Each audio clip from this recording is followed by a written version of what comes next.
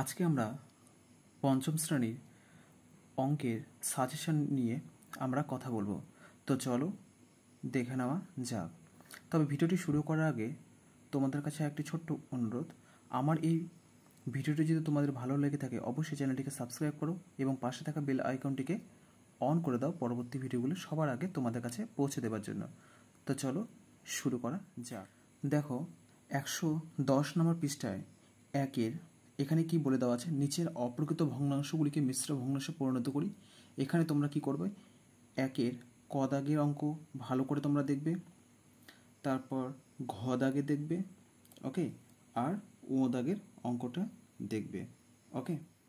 111 নম্বর পেজে তিনের মিশ্র ভগ্নাংশকে অপ্রকৃত ভগ্নাংশে পরিণত করি।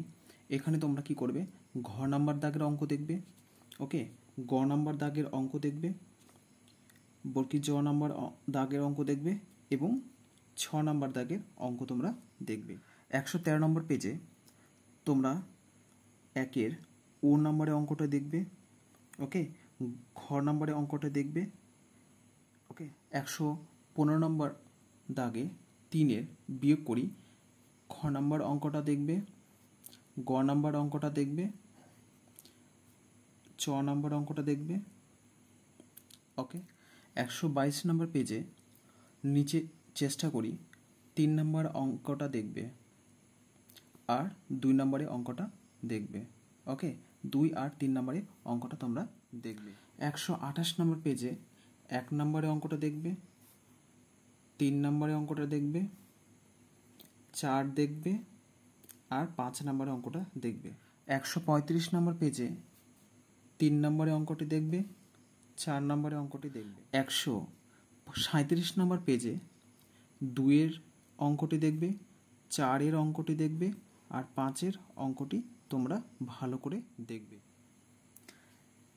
139 নম্বর পেজে 2-এর অঙ্কটা তোমরা দেখবে এবং 3-এর অঙ্কটা দেখবে।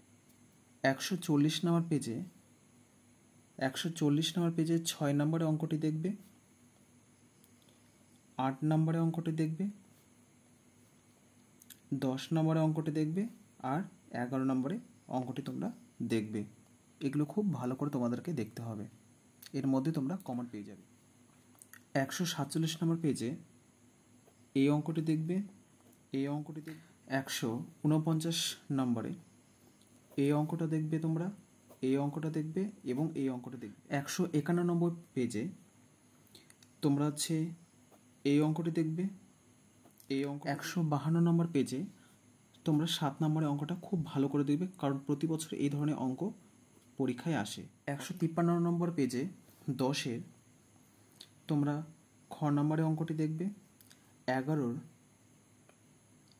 ক নম্বরের অঙ্কটি তোমরা দেখবে। 155 নম্বর পেজে তোমরা 2 নম্বরের অঙ্কটি দেখবে এবং 4 নম্বরের অঙ্কটি তোমরা খুব ভালো করে দেখবে। 159 নম্বর পেজে 2 নম্বরের অঙ্কটি ভালো করে দেখবে। তারপরে দেখো নিচে দেখো কি দেওয়া আছে, ছোট থেকে বড় সাজায়। তাহলে ছোট থেকে বড় সাজায়, এর মধ্যে তোমরা কি করবে, গ নম্বরের অঙ্কটা ভালো করে দেখবে, ওকে। তারপর খ নম্বরের অঙ্কটি ভালো করে দেখবে। 161 নম্বর পেজে নিজে চেষ্টা করি থেকে 3 নম্বরের অঙ্কটি দেখবে, 4 নম্বরের অঙ্কটি দেখবে, ওকে। আর 1-এর গ নম্বরের অঙ্কটি দেখবে, 6 নম্বরের অঙ্কটি দেখবে আর এদিকে তোমার হচ্ছে ট নম্বরের অঙ্কটি দেখবে আর এদিকে ও নম্বরে অঙ্কটি তোমরা খুব ভালো করে দেখবে। 164 নম্বর পেজে তোমরা এগুলো ভালো করে পড়বে, এগুলো জ্যামিতি থেকে তোমাদের শর্ট কোশ্চেন হিসেবে দিতে পারে। এখানে দেখো কি আছে, সমবিন্দু সরলরেখা কাকে বলে, ওকে। তাহলে একটা নির্দিষ্ট বিন্দুতে যে সকল সরলরেখা আঁকা হয় তারা হলো সমবিন্দু সরলরেখা হয়। এইবার নিচে দেখো অসমরেখ বিন্দু কাকে বলে, সমরেখ বিন্দু কাকে বলে। তাহলে সমরেখ বিন্দু কাকে বলে, 2 বা 3-এর বেশি বিন্দু যারা একই সরলরেখায় আছে তাদেরকে বলা হয় সমবিন্দু বা সমরেখ বিন্দু, আর যে সকল বিন্দু একই সরলরেখায় নেই তাদেরকে বলা হয় অসমরেখ বিন্দু। 165 নম্বর পেজে দেখবে যে রেখা কত প্রকার। রেখা হচ্ছে 2 প্রকার, একটা হচ্ছে সরলরেখা আর একটা হচ্ছে বক্ররেখা। ওকে, 170 নম্বর পেজে নিজে করি থেকে 1 নম্বরের জ্যামিতিটি দেখবে, 2 নম্বরের জ্যামিতিটি দেখবে আর 3 নম্বরের জ্যামিতিটি খুব ভালো করে তোমরা দেখবে। 172 নম্বর পেজে নিজে করি থেকে 1 নম্বরের জ্যামিতিটি খুব ভালো করে দেখবে, 2 নম্বরের জ্যামিতিটি খুব ভালো করে তোমরা দেখবে।